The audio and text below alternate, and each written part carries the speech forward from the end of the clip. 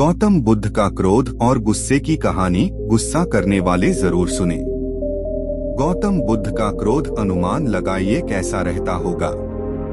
उन्हें अपने गुस्से पर 100% नियंत्रण था, लेकिन जब उनके मुंह पर एक व्यक्ति ने थूक दिया था तब क्या वो अपना क्रोध रोक पाए थे या नहीं। यह जानने के लिए पूरी कहानी जरूर सुने। दोस्तों, गौतम बुद्ध ने तो कभी अपने जीवन में क्रोध किया ही नहीं, परंतु क्या आप क्रोध करते हैं? क्या आपके आसपास के लोग, आपके परिवार का कोई भी सदस्य, आपका भाई, आपकी माँ, आपके पिता, बेटा, बेटी क्रोध करते हैं? अगर गुस्सा करते हैं तो इस कहानी के माध्यम से आपको इसका समाधान जरूर मिल जाएगा और क्रोध करना आप छोड़ देंगे। एक बार की बात है, महात्मा गौतम बुद्ध एक गांव में उपदेश दे रहे थे।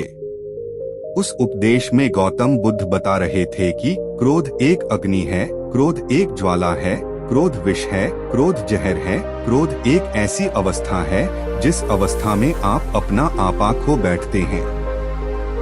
क्रोध करते वक्त क्रोधित व्यक्ति सामने वाले का नुकसान करना चाहता है। लेकिन दोस्तों, यह कैसे संभव हो सकता है कि क्रोध आप करें और उस क्रोध के वजह से किसी दूसरे का नुकसान हो? यह तो कदापि नहीं हो सकता।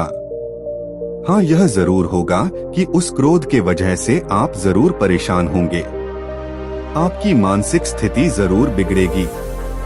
आपकी शारीरिक अवस्था जरूर खराब हो सकती है। गुस्से में आप कुछ ऐसा बोल या कर जाएंगे जिसके वजह से आपकी इज्जत भी खराब हो जाएगी। क्रोध मानो इस तरह है कि आप जहर खुद पीना चाहते हैं और उस जहर का असर किसी दूसरे के शरीर में देखना चाहते हैं। लेकिन यह कैसे हो सकता है? जब आप क्रोध रूपी जहर को खुद ही पी रहे हैं तो उसका असर तो आपके ऊपर ही होगा न। जब महात्मा गौतम बुद्ध जी यह उपदेश दे रहे थे, उस दौरान उपदेश देते वक्त गांव के लोगों की एकत्र हुई भीड़ में एक क्रोधी व्यक्ति बैठा हुआ था।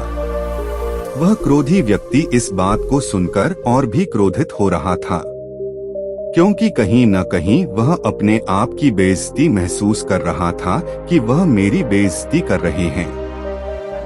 महात्मा गौतम बुद्ध जी की क्रोध की इस उपदेश को सुनते सुनते क्रोधित व्यक्ति इतना ज्यादा गुस्सा हो गया कि वह उस भीड़ से उठा और महात्मा गौतम बुद्ध जी के मुंह पर जाकर थूक दिया। गांव के लोग और शिष्यगण इस हरकत से भड़क उठे। उनका क्रोध इतना ज्यादा था कि वे लोग उस क्रोधित व्यक्ति को मारने पर उतर आए। लेकिन महात्मा गौतम बुद्ध जी ने लोगों को शांत कराया। उन्होंने बड़े ही शांत स्वर में उस क्रोधित व्यक्ति से पूछा, भाई, क्या तुम और भी कुछ कहना और करना चाहते हो मेरे साथ? वह क्रोधित व्यक्ति बिना कुछ बोले वहां से चला गया।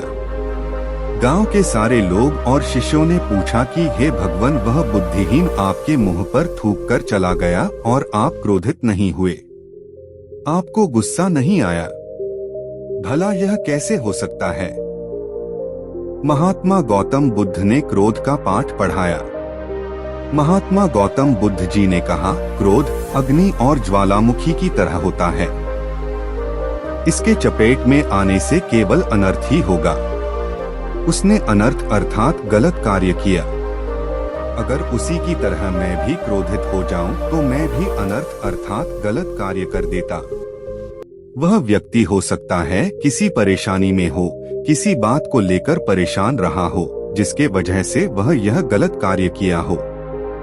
गांव के सारे लोग महात्मा गौतम बुद्ध जी के बात को भली भांति समझ गए और अपने गुस्सा को शांत कर लिए। फिर अगले दिन महात्मा गौतम बुद्ध जी दूसरे गांव में अपने उपदेश दे रहे थे। उसी दौरान वह गुस्सैल व्यक्ति महात्मा गौतम बुद्ध जी के चरणों में गिरकर रोने लगा और कहा कि महात्मा, अभी मेरा गुस्सा शांत हो गया है। मैंने कल जो अनर्थ कार्य किया था उसके वजह से मैं बहुत पछता रहा हूँ। मेरे जीवन में पहली बार सा हुआ है कि मैं किसी पर गुस्साया और वह व्यक्ति कुछ नहीं बोला तथा नाराज भी नहीं हुआ। जबकि जो हरकत मैंने किया उस हरकत पर तो कोई भी मुझे मारने के लिए दौड़ता। कल रात से मुझे नींद नहीं आई है। सुबह से मैं आपको खोज रहा हूँ। खोजते खोजते आपके चरणों में आकर गिर पड़ा हूँ। मुझे माफ कर दीजिए। महात्मा गौतम बुद्ध जी ने कहा, कोई बात नहीं, मैं उस बात को कब का भूल चुका हूँ। मैं तो उस वक्त भी उस बात को गौर नहीं किया था जब तुमने मेरे मुंह पर थूका था। फिर उस व्यक्ति ने कहा कि आप महान हैं। इतना सारा हो जाने के बावजूद भी आप मुझसे नम्र स्वभाव से बात कर रहे हैं। मेरा दोष देने के बजाय मेरे दोष का बचाव कर रहे हैं। इस नासमझी क्रोध के वजह से हुए पाप के लिए मैं क्षमा चाहता हूँ। गौतम बुद्ध जी ने कहा, तुम्हारे पश्चाताप ने तुम्हें तुम्हारे क्रोध के अग्नि से मुक्ति दिला दी है। जाओ सुखी रहो। इस कहानी से हमने क्या सीखा?